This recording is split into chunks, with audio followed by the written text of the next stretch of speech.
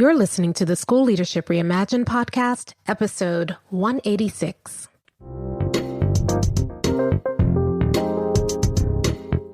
How do builders like us make a dramatic difference in the lives of our students in spite of all the obstacles we face? How do you keep your vision for your school from being held hostage by resistant teachers, uncooperative parents, ridiculous district policies, or a lack of time, money, or resources? If you're facing those challenges right now, here's where you'll find the answers, strategies, and actionable tips you need to overcome any obstacle you face. You don't have to wait to make a difference in the lives of the people you serve. You can turn your school into a success story right now with the people and resources you already have. Let's get started.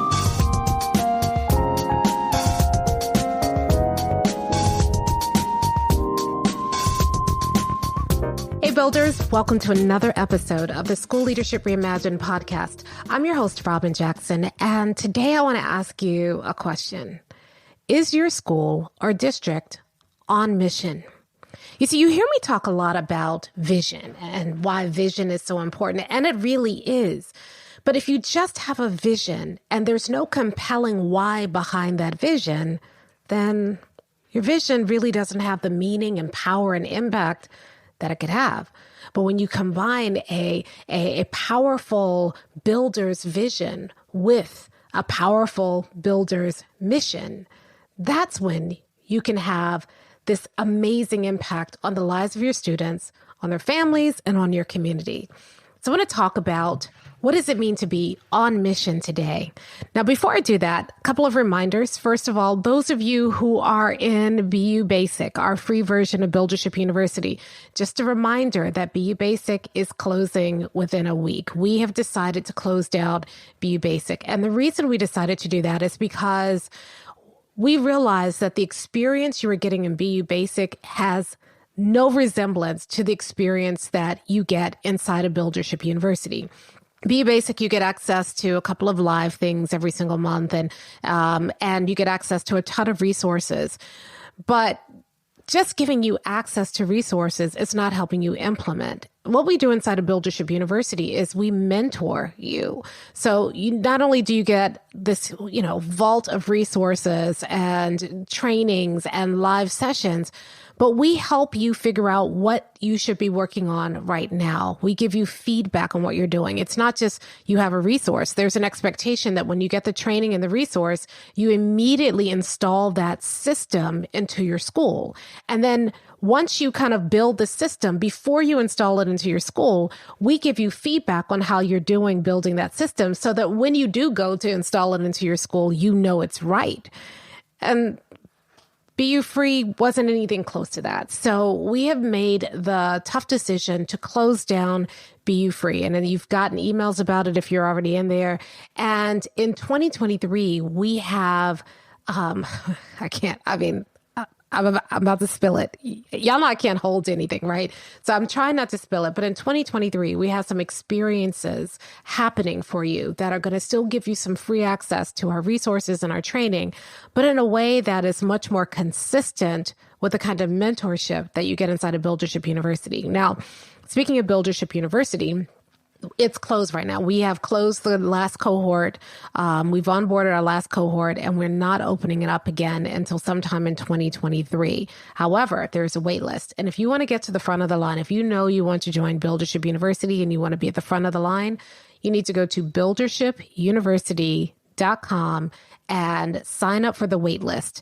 And if a spot opens between now and the time we do a big cohort opening up in 2023, if you're on the wait list, we will send you a note and let you know that a spot has opened up. If not, then you will get to the front of the line and get first access when we open up the cohort. So we have caps on our cohorts. And so we'll open up a cohort, but then once the spaces are gone, we close down the cohort. So if you want to be at the front of the line, you want to be a part of Buildership University. And frankly, why wouldn't you? It's an amazing program if I say so myself. then you just need to go to buildershipuniversity.com and sign up for the wait list. And that puts you at the front of the line. So as soon as a spot opens up in Buildership University, you can grab that spot. Okay, I think that's it for the announcements today. Let's talk about this idea about your school being on mission. So you've heard me talk about the power of your purpose in your school. Your purpose is comprised of your vision, your mission, and your core values. The first step is to have your vision. And so that's really where I spend the most of my time, because if you don't have a vision, your mission feels really meaningless. Your core values don't have the power and impact they need to have.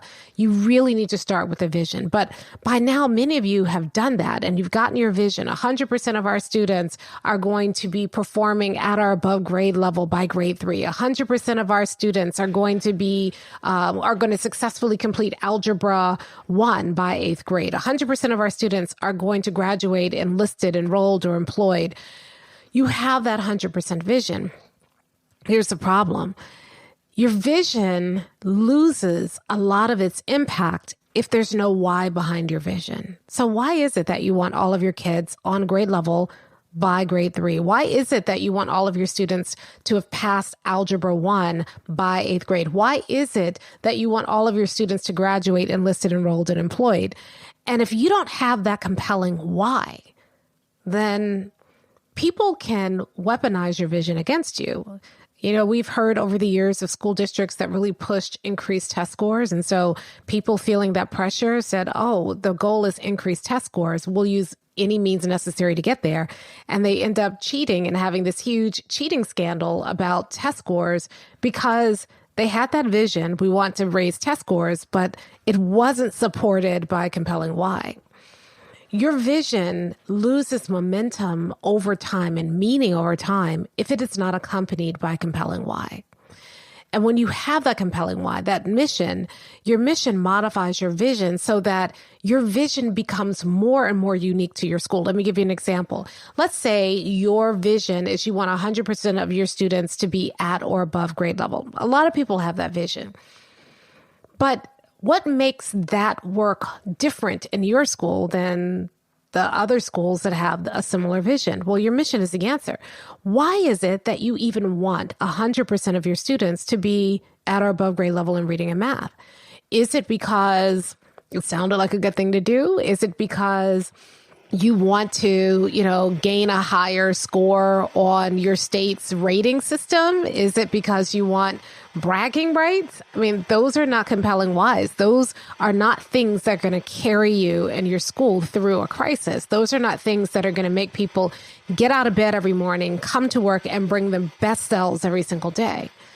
But what if you said, I want 100% of our students to be reading at or above grade level because reading is the first step and we're laying a foundation for students and we're setting them up for success for the rest of their lives. Or I want 100% of our students to be at or above grade level in mathematics because I want students to have that sense of numeracy that allows them to navigate anything that they want to do in the world outside of school. Or I want 100% of our students to be at or above grade level because we exist to create more opportunities for kids and to help them make better decisions about the opportunities that they have.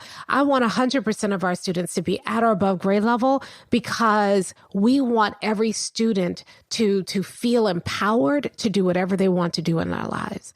Now, notice the difference in those whys. So now I'm not just working on increasing test scores. When you ask me to do something different in my practice as a teacher that I don't really want to do because it feels like more work to me, it's not just more work. It's a part of a bigger mission that we all embrace as a staff. Take the example of I want all of the kids to have algebra by 8th grade.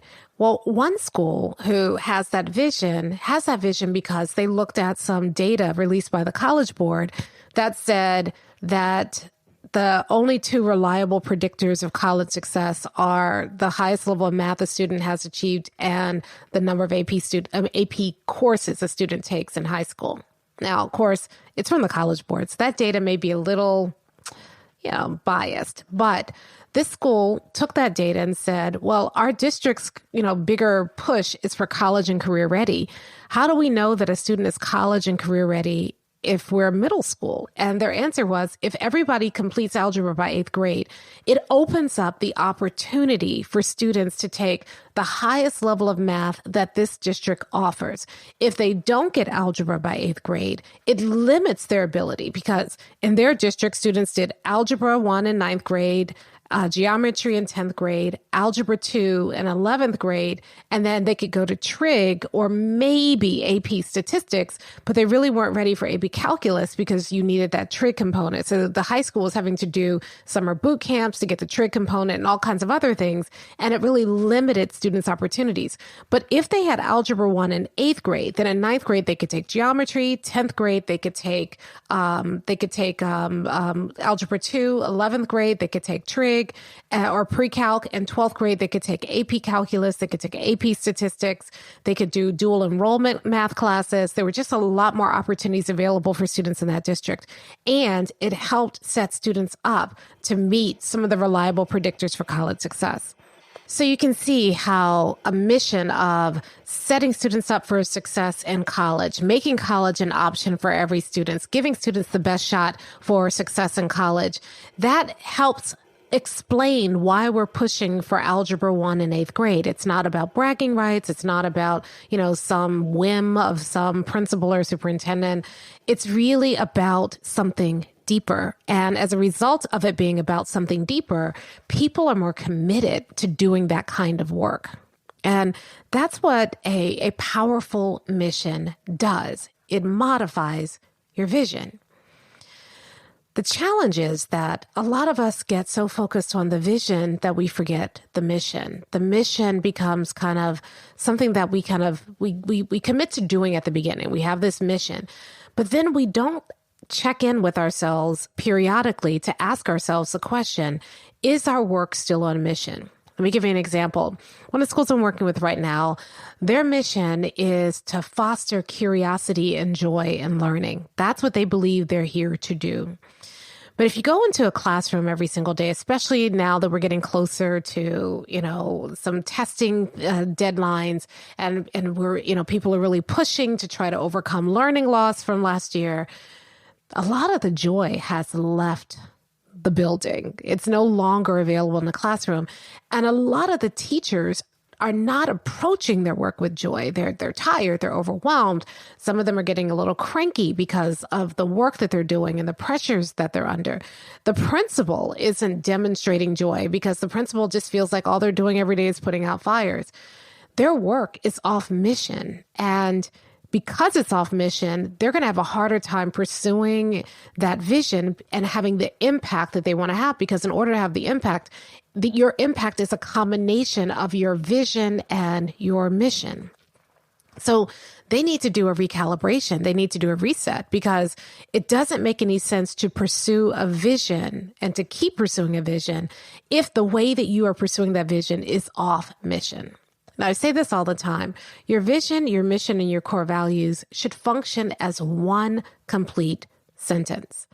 And if you only focus on the first part, the vision, or you only focus on the core values and you neglect the mission, then your work can drift off mission, and it can severely affect your culture. It can severely affect the way that you pursue your vision going forward. And it can affect the integrity with which you pursue and protect your core values.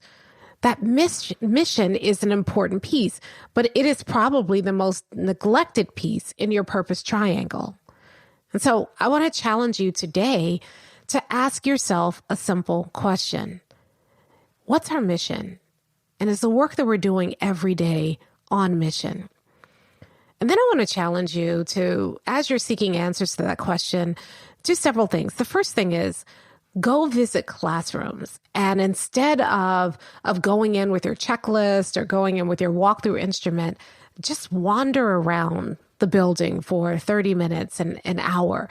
Go in and out of classrooms and ask yourself, does this classroom feel like it is on mission? Is what the teacher is doing in this classroom on mission? Are the students responding to their learning in a way that is consistent with what we say our mission is? So the first thing is wander around, look at the classrooms. And then I want you to look at people in unstructured time. If you have passing time, look at people in the hallways when they pass. Look at people when they come into the building in the morning, your adults and your students. Look at people when they leave the building at the end of the day. Look at how people behave outside of the building, on the playground, or in the lunchroom, or in the pickup line. And ask yourself the question, do these experiences, this unstructured time, do they reflect our mission? Is the way that we are doing this work on mission? And then I want you to think about your meetings, the staff meetings, your admin team meetings, your PLC meetings. Just go and sit in the meeting. Stay for, 3 minutes, 5 minutes or so, and ask yourself the question, is this conversation on mission? Are the attitudes that are present in the room on mission? Is the focus of the agenda on mission? And then finally, I want you to take a look at how you spend your time. Are you spending the majority of the day doing things that have nothing to do with your vision or your mission or your core values?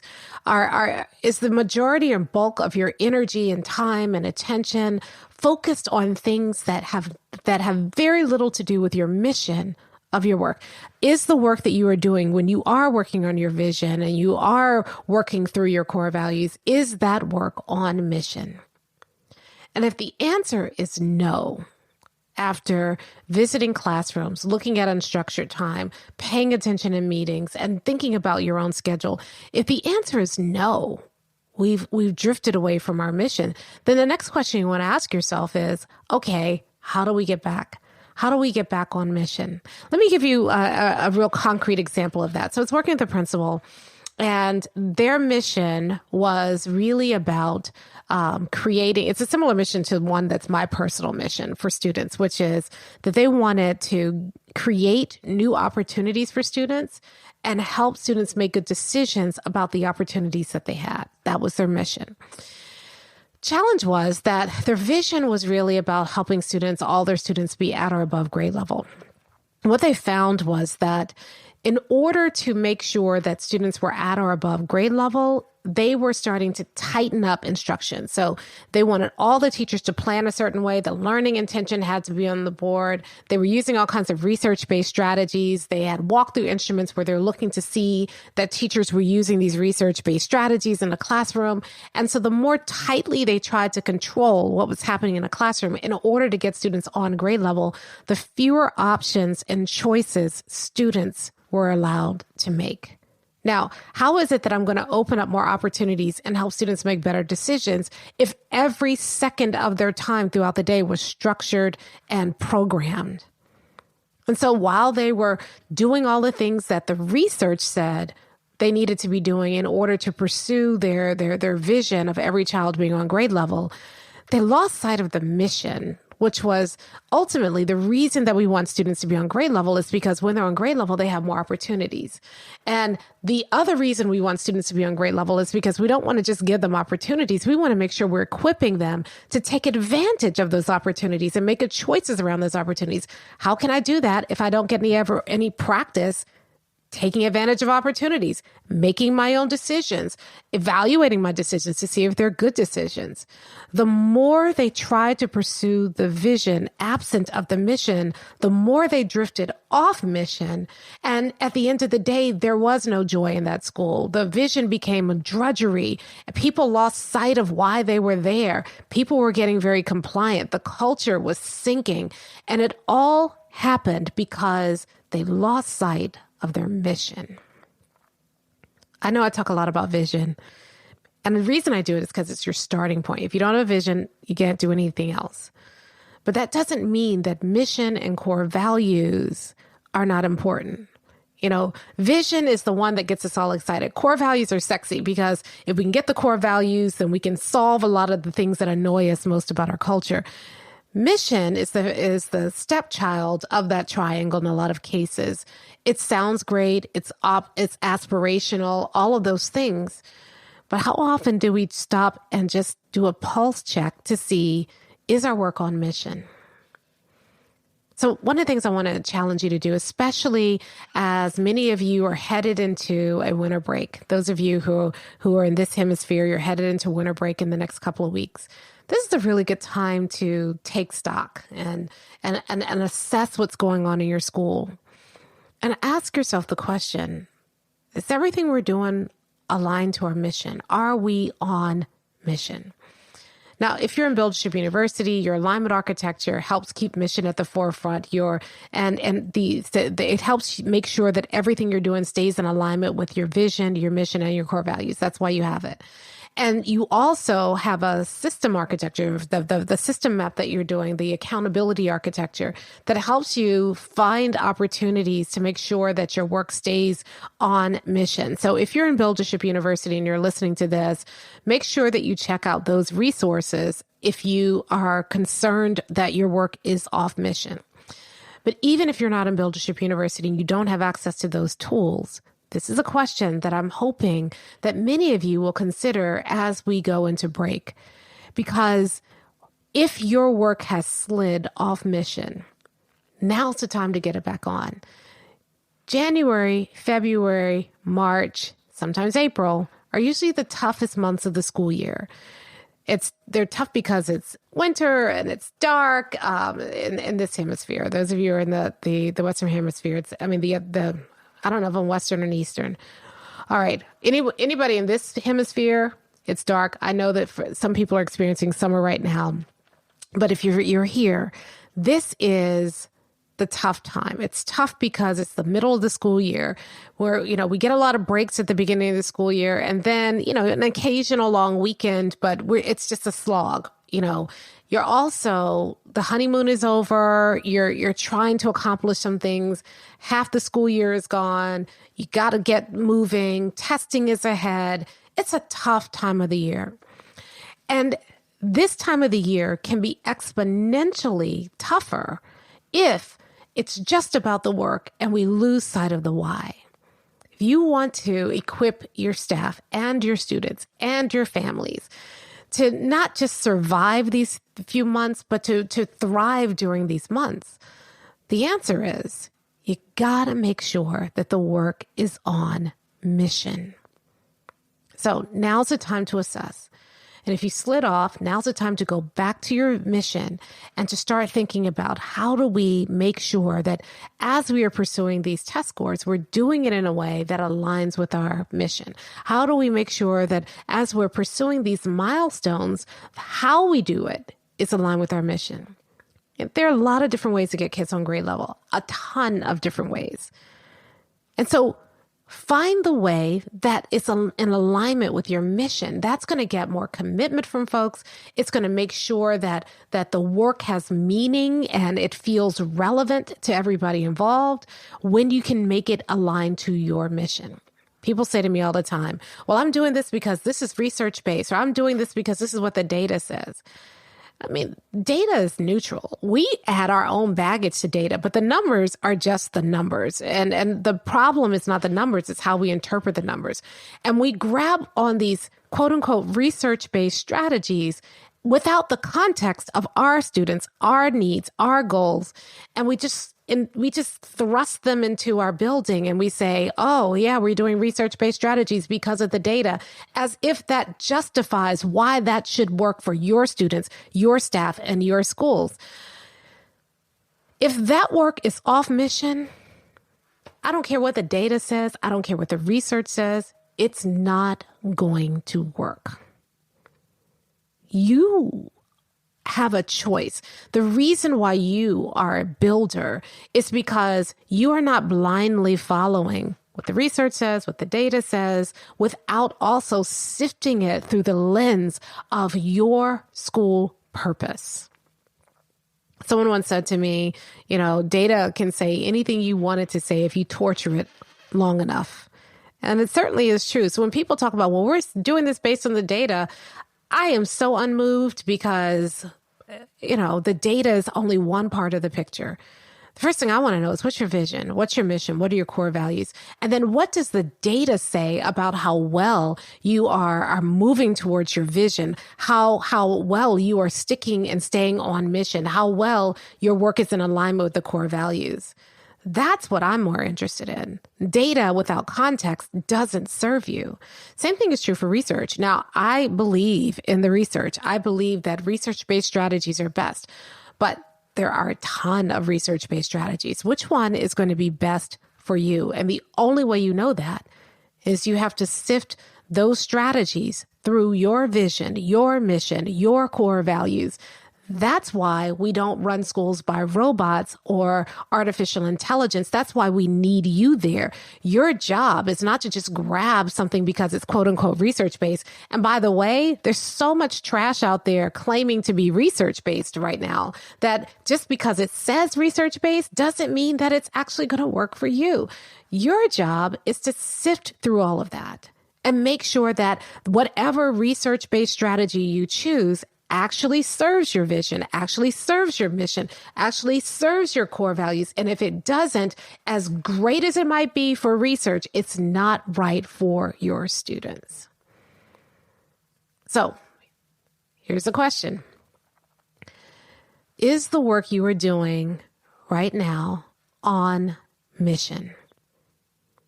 And if the answer is no, what are you going to do about it? Because I can tell you this, if you allow your school to continue to drift off mission, your work loses meaning and it loses impact. It's not enough to have a vision, although a vision is critical. It's not enough to have core values, although they are necessary.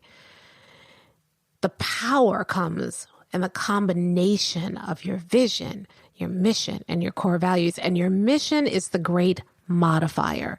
Your mission modifies your vision and says, we're not just going to pursue this, but we're going to pursue this in a way that honors this bigger why, this reason why we're pursuing it. That's what gives your vision meaning. And your core values are great, but your mission is what helps keep your core values in integrity.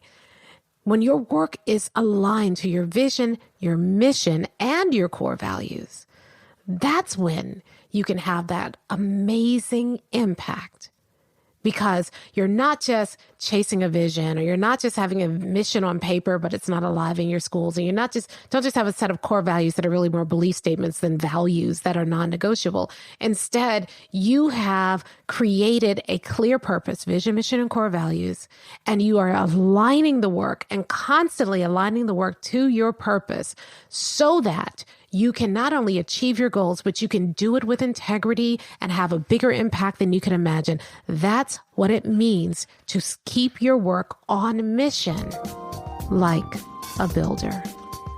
I'll talk to you next time.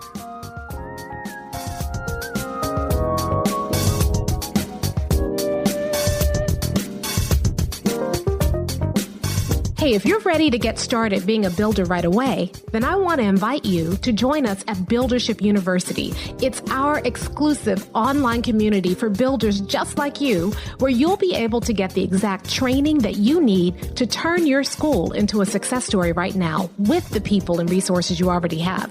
Inside, you'll find our best online courses, live trainings with me, tons of resources, templates, and exemplars, and monthly live office hours with me, where you can ask me anything and get my help on whatever challenge you're facing right now. If you're tired of hitting obstacle after obstacle and you're sick of tiny little incremental gains each year, if you're ready to make a dramatic difference in your school right now, then you need to join Buildership University.